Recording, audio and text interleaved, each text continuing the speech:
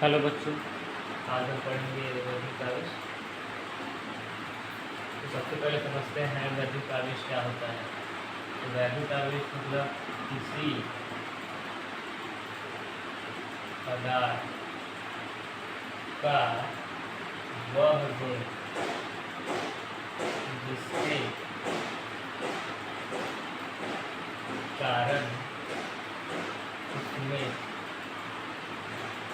विद्युत तथा चुंबकीय प्रभाव उत्पन्न हो, उसे वैद्युत आवेश कहते हैं। वैद्युत आवेश को अंग्रेजी में इलेक्ट्रिक चार्ज है। ठीक है, तो वैद्युत आवेश क्या है? किसी भी पदार्थ का एक गुण है, इस गुण के चलते किसी भी पदार्थ में विद्युत तथा चुंबकीय प्रभाव उत्पन्न होती है। आप याद रखिएगा, विद्युत जहाँ भी उत्पन्न होगी, विद्युत के साथ ही चुंबकीय का प्रभाव भी रहता है। ठीक है, अब एक एग्जांपल ले लेते हैं। मान लीजिए तांबे का तार, तांबा, इसमें विद्युत पैदा होती है। ठीक है, इसमें विद्युत की प्रक्रिया होती है। आप देखे होंगे बिजली की तार, उसमें कॉपर वायर होता है, तांबे का तार होता है। तो ये जो विद्युत पैदा होती है वो किसके चलते होती है?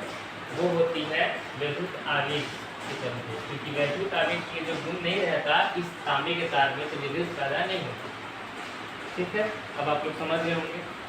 आगे बढ़ते हैं। अब समझते हैं विद्युत आवेश, इसको Q से प्रदर्शित किया जाता है। मतलब अगर कहीं भी हमें विद्युत आवेश लिखना हो तो सिर्फ हम Q लिखेंगे तो विद्युत आवेश हो गया। मतलब ये विद्युत आवेश का चिन्ह है। ठीक है, इसका SI मात्रा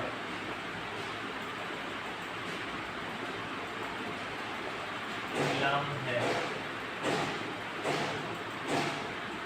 C।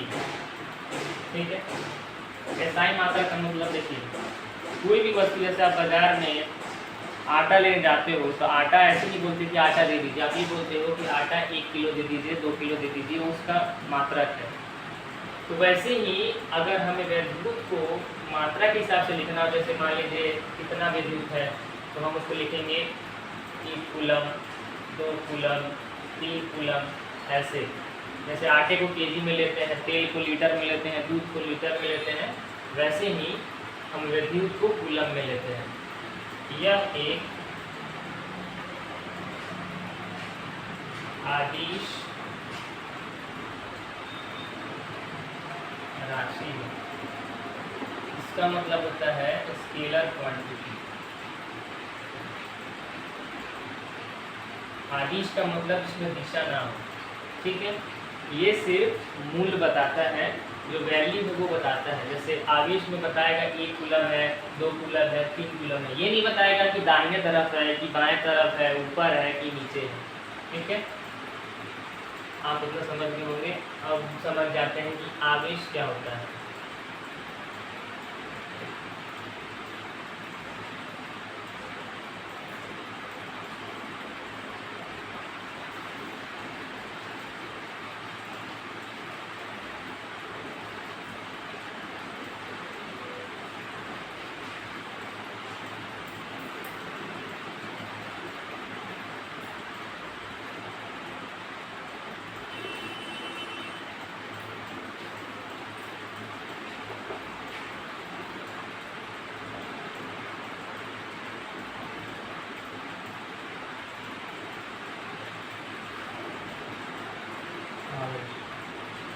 किसी पदार्थ का वह गुण जिसके कारण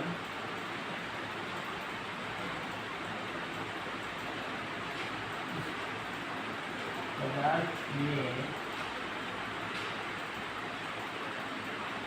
इलेक्ट्रॉन का आदान प्रदान हो।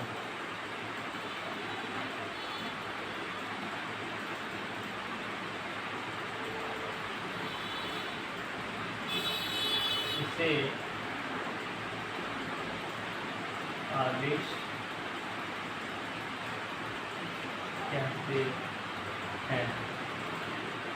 मान लीजिए कोई वस्तु A है, कोई वस्तु B है, इसमें से A वस्तु से B वस्तु में एक इलेक्ट्रॉन ट्रांसफर हुआ। अब ये तो आपको पता ही होगा कि इलेक्ट्रॉन जो है वही एक जगह से दूसरी जगह जाता है। प्रोटॉन मतलब प्लस चार्ज, इलेक्ट्रॉन मतलब माइनस चार्ज, प्रोटॉन मतलब प्लस चार्ज। प्रोटॉन जो है एक जगह से दूसरी जगह नहीं जाता, सिर्फ इलेक्ट्रॉन जाता है। तो मान लीजिए कि ए से एक इलेक्ट्रॉन निकल के बी में गया, तो बी पे एक इलेक्ट्रॉन बढ़ जाएगा। देखिए होता ये है कि आप ऐसे समझिएगा, जैसे एक इलेक्ट्रॉन इसमें गया तो इलेक्ट्रॉन तो माइनस है, तो इसमें एक माइनस साइन बढ़ जाएगा। मान लीजिए -1 इलेक्ट्रॉन एक बढ़ गया। और इसमें क्या होता है, इसमें क्या होता है कि एक इलेक्ट्रॉन कम हो गया, तो जब कम हो गया तो इसको प्लस चार्ज चढ़ जाता है। ठीक है, जिसमें इलेक्ट्रॉन जाता है उसमें माइनस साइन एक इलेक्ट्रॉन बढ़ जाता है, जिससे निकल के जाता है उसमें प्लस चार्ज बढ़ जाता है। क्योंकि आप समझोगे कि न्यूट्रल उदासीन अवस्था में कोई एटम ए है, कोई भी परमाणु ए है, उदासीन अवस्था में इसका मतलब ये है कि इसके पास जितना धन आवेश है उतना ही ऋण आवेश है, मतलब जितना प्लस है उतना ही माइनस है। ठीक है, तो यहाँ से अगर एक इलेक्ट्रॉन इसके पास गया, ठीक है, तो इसका एक इलेक्ट्रॉन तो कम हो गया, प्लस और माइनस दोनों बराबर थे। एक इलेक्ट्रॉन चला गया तो इस पे कौन डोमिनेंस करेगा, प्रोटॉन की मात्रा ज़्यादा हो गई। मान लीजिए 10 प्लस थे और 10 माइनस थे, एक माइनस किसी और के पास चला गया तो 9 माइनस हो गया, 9 इलेक्ट्रॉन हो गए। तो 10 प्रोटॉन है तो डोमिनेंस मतलब भारी कौन पड़ेगा, तो प्रोटॉन, तो साइन क्या रहेगा प्लस।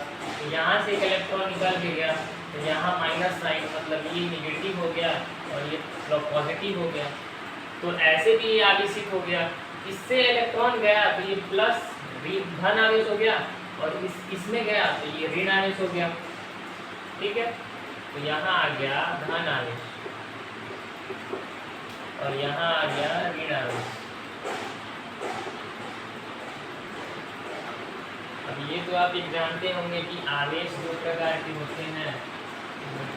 आवेश दो प्रकार के होते हैं। पहला होता है धन आवेश पॉजिटिव, दूसरा होता है ऋण आवेश नेगेटिव। अब इन दोनों के गुण ऐसे होते हैं कि एक जैसे आवेश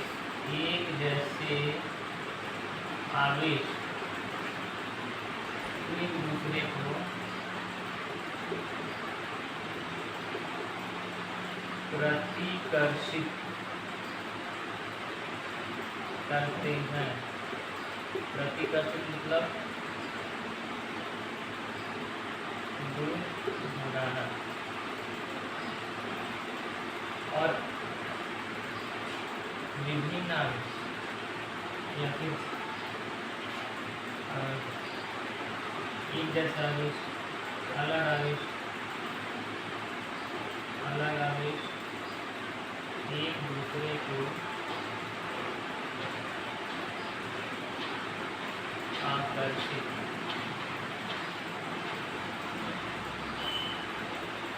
करते हैं। आकर्षित मतलब खींचना, पास खींचना। अब जैसे मान लीजिए एक जैसे आवेश दूर भगाते हैं, प्लस और प्लस सामने हो तो ये बोलेगा नहीं नहीं टूट जाओ टूट जाओ टूट जाओ टूट जाओ। अगर प्लस माइनस माइनस हो तो भी ये बोलेगा टूट जाओ दूर भगाएगा। लेकिन अगर प्लस माइनस हो तो ये इसको अपनी ओर खींचेगा। ठीक है, ये आप समझ लीजिए।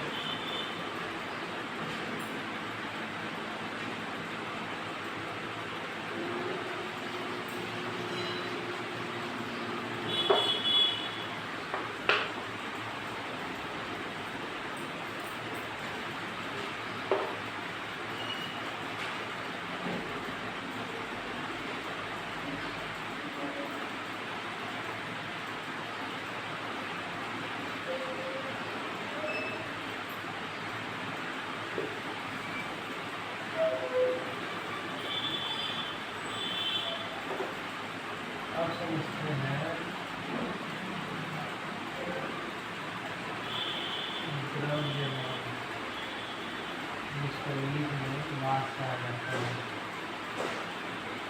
ये जो है किसी भी वस्तु के भार तथा गुरुत्वाकर्षण के प्रति आकर्षण या शक्ति को बताता है।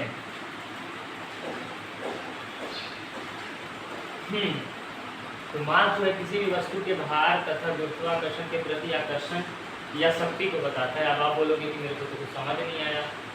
ठीक है, समझाते हैं। पहले कुछ और चीज़ें ध्यान लीजिए, जैसे इसको M से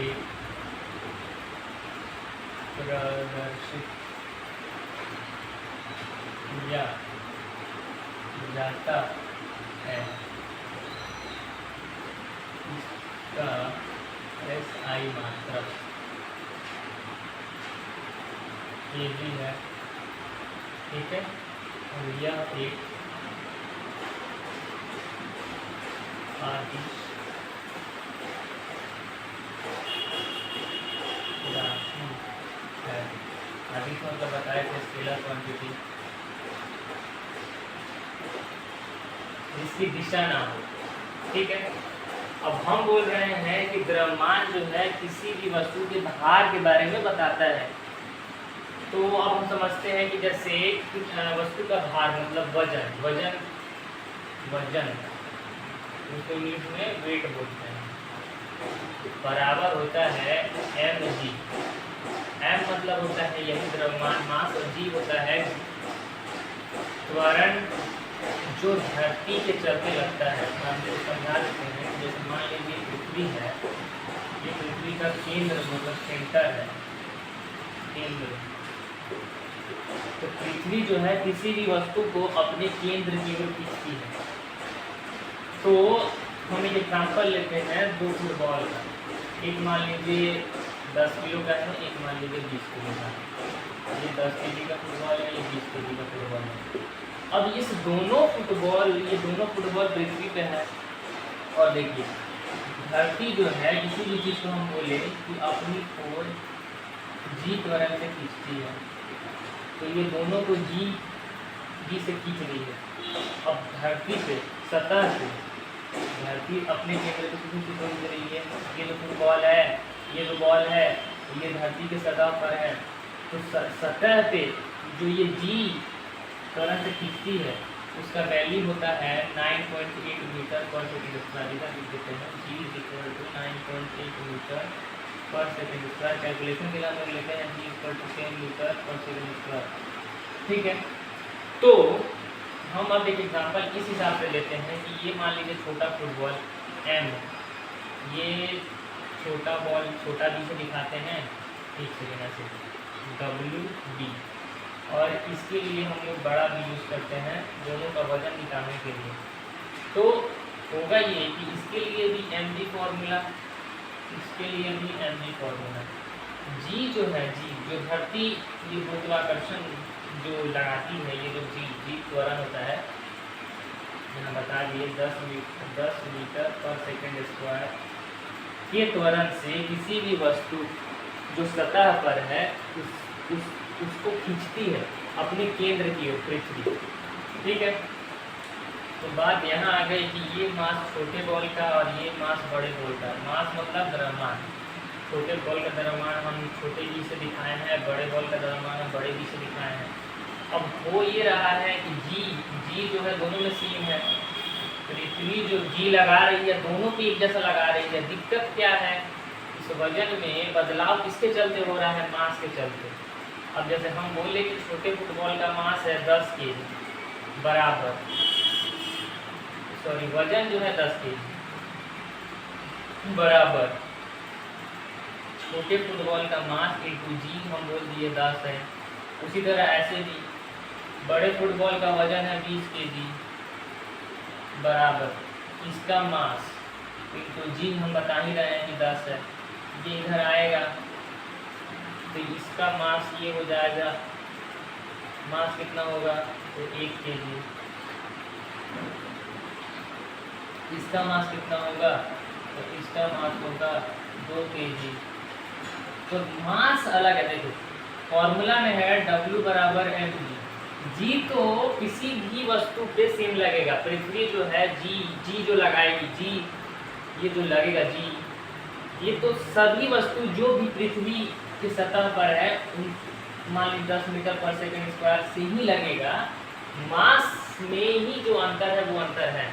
अगर अलग अलग वस्तु है तो अलग अलग वस्तु का अलग अलग मास होगा, और मास जैसे बदल गया तो वजन बदल जाएगा। कहने का मतलब ये है। तो यही बताना चाह रहा है कि मास जो होता है वो किसी वस्तु के भार वजन को बताता है कि वजन कैसा, वजन कितना, और गुरुत्वाकर्षण के भी बताता है।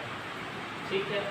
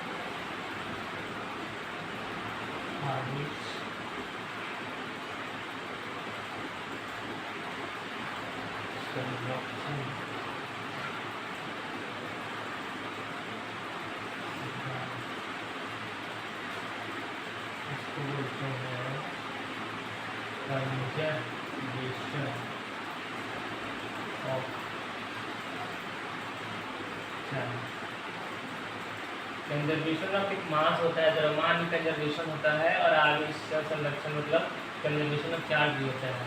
ये हमें ये बताता है कि किसी आवेश को ना तो पैदा किया जा सकता है, ना ही खत्म किया जा सकता है। यह सिर्फ एक शरीर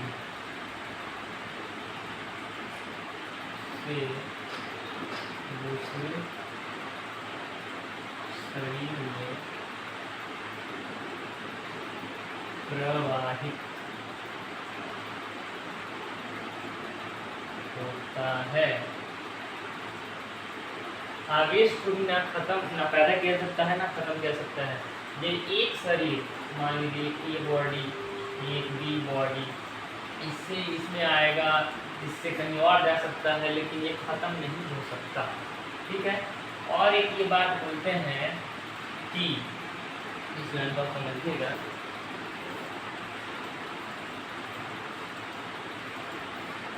किसी निकाय, निकाय मतलब होता है सिस्टम, किसी निकाय में उपस्थित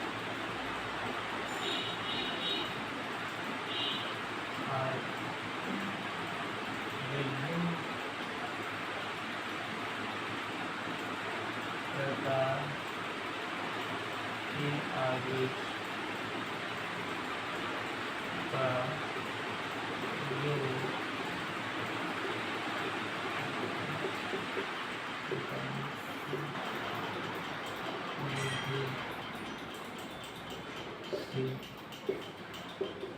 प्राप्त होता है। किसी निकाय में उपस्थित विभिन्न प्रकार के आवेशों का योग बीजगणित विधि से प्राप्त होता है। मान लीजिए कोई सिस्टम है, -2 कूलम, -6 कूलम, +4 कूलम। पहली बात तो इस सिस्टम में जितने भी आवेश हैं वो उतने ही रहेंगे जब तक ये सिस्टम अगर एक सिस्टम में हो तो। अब अगर ये ऐसे तरीके से चार्ज हों तो इनका योग क्या होगा, हम क्या बोलेंगे इस चार्ज को? तो इसको नॉर्मल तरीके से, इसका जो रिजल्ट हम बोलते हैं, इसको ऐसे बोलते हैं कि इसको नॉर्मली जोड़ा जा सकता है। -2 कूलम, -6 कूलम, +4 कूलम। ये कितना होगा? ये दोनों को आप जोड़िए, -8 कूलम +4 कूलम, ये हो जाएगा -4 कूलम। नॉर्मल बीजगणितीय रूप से जोड़ा जा सकता है, कहने का मतलब ये।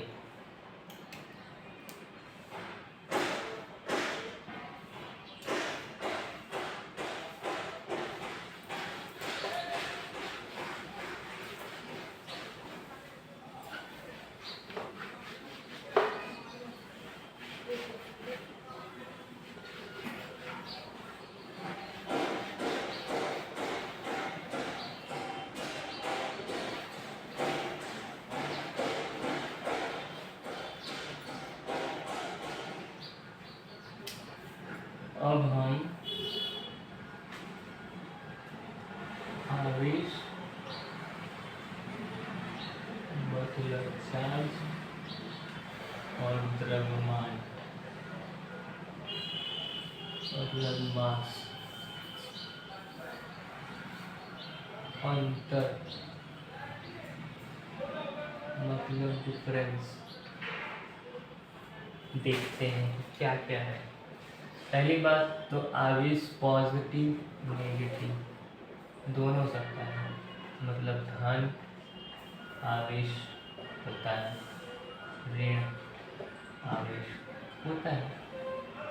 ये पहला पॉइंट। इसका पहला पॉइंट ये होगा कि जब भी होगा तो ये धन आवेश मतलब पॉजिटिव ही होगा, धन पॉजिटिव साइन वाला ही होगा। मास है, मास हमेशा प्लस में होता है, द्रव्यमान जो है हमेशा पॉजिटिव ही होता है, तो द्रव्यमान हमेशा पॉजिटिव होता है। ठीक। दूसरा ये है कि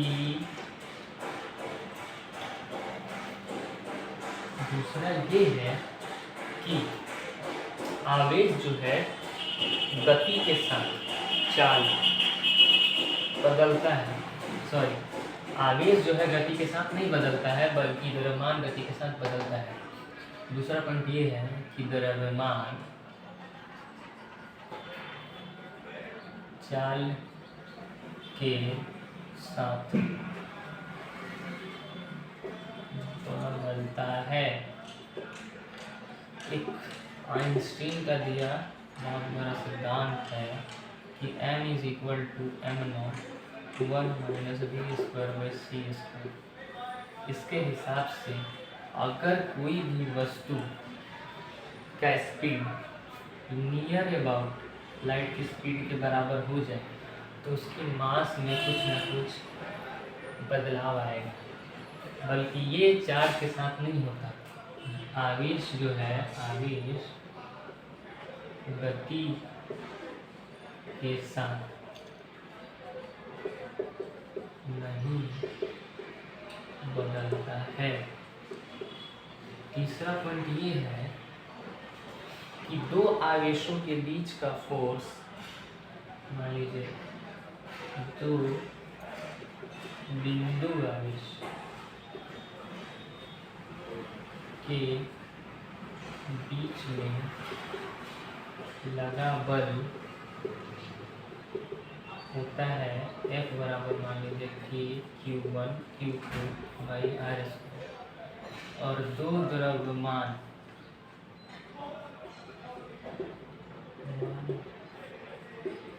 के बीच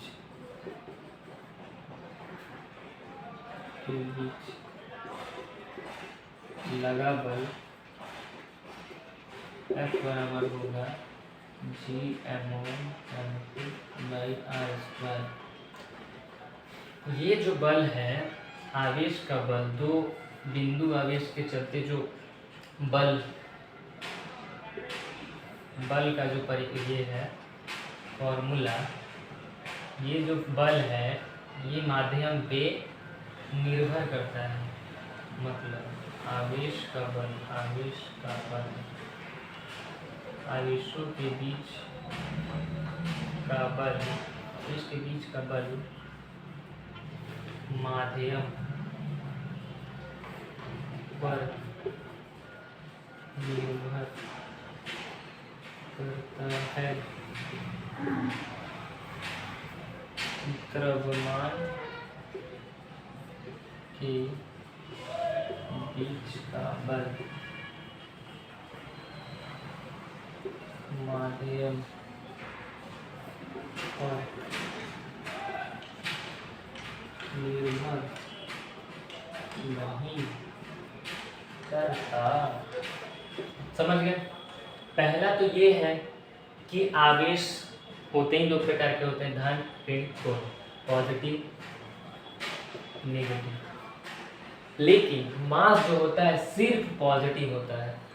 आवेश जो है गति के साथ नहीं बदलता, लेकिन द्रव्यमान जो है गति के साथ बदलता है, जिसका फॉर्मूला ये आइंस्टीन ने दिया था। आइंस्टीन थ्योरी है ये रिलेटिविटी का, कि जब भी कोई वस्तु की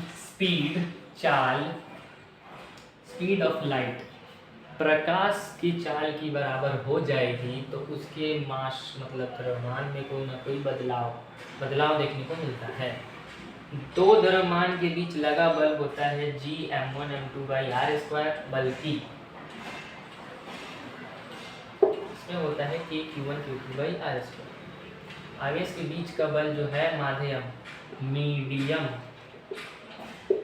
पर निर्भर करता है, बल्कि द्रव्यमान के बीच का बल माध्यम पर निर्भर नहीं करता, मतलब मीडियम पर निर्भर नहीं करता। इसका जो मीडियम है, कहने का मतलब ये कि मीडियम मतलब पानी, हवा, इस पे अलग दो चार्ज एक जैसे हों, उसी दूरी पे हों, अगर हवा में रखें और पानी में रखें तो दोनों पे बल अलग अलग लगेगा, लेकिन इसमें नहीं होता। ठीक है?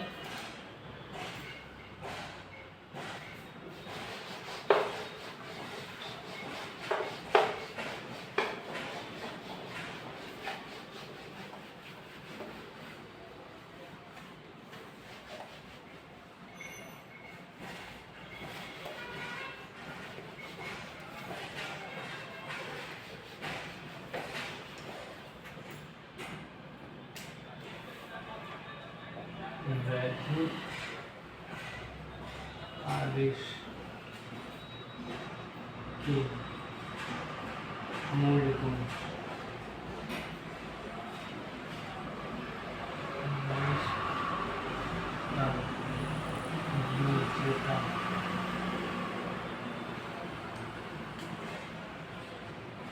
ये पहला गुण है। 3 गुण होते हैं। पहला ये है, दूसरा है कि आवेश संरक्षित होते हैं, तीसरा है आवेश का क्वांटमीकरण। आवेश का योज्यता मतलब हम बता दिए कि आप उसको नॉर्मल तरीके से जोड़ सकते हो, 2 coulomb plus 3 coulomb minus 4 coulomb जैसा होगा जोड़ सकते हैं।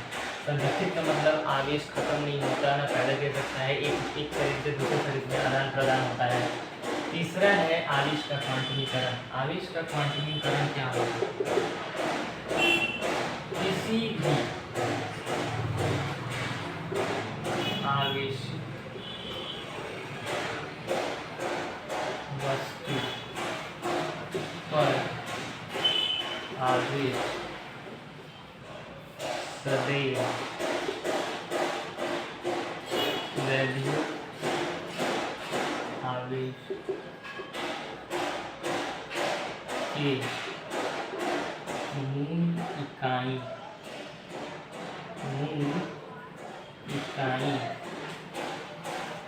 का पूर्णांक गुणज होता है। Q is equal two plus minus NE। इसका मतलब मान लीजिए कि हम उस समय आपको एग्जांपल ये दिए थे कि एक बॉडी E एक बॉडी B, इससे इलेक्ट्रॉन गया, एक इलेक्ट्रॉन, हम तो ये भी बोल सकते थे 1/2 इलेक्ट्रॉन गया, 1.5 इलेक्ट्रॉन गया। ऐसा क्यों नहीं बोले? क्योंकि ये एक स्थिति आती है कि आवेश क्वांटमीकरण में भी रहता है। का मतलब ये है कि किसी भी आवेशित वस्तु पर आवेश सदैव वैद्युत आवेश की मूल इकाई का पूर्णांक गुणक होता है। मूल इकाई मतलब 1 2 3 4 अनंत तक मूल इकाई ये हो गई। तो मान लीजिए अगर इस वस्तु से इलेक्ट्रॉन निकला तो 1 इलेक्ट्रॉन निकलेगा, 2 इलेक्ट्रॉन निकलेगा, 3 इलेक्ट्रॉन इस रूप में निकलेंगे, बल्कि पॉइंट के रूप में, दशमलव के रूप में, बटा के रूप में, इस तरीके से नहीं निकलेंगे, इसी फॉर्म में निकलेंगे। ये है मूल इकाई। 1 2 3 नेचुरल नंबर, इसको प्राकृतिक संख्या बोलते हैं। 1 इलेक्ट्रॉन, n को 2 रखेंगे 2 इलेक्ट्रॉन, n को 3 रखेंगे 3 इलेक्ट्रॉन, यहाँ तक n को जहाँ तक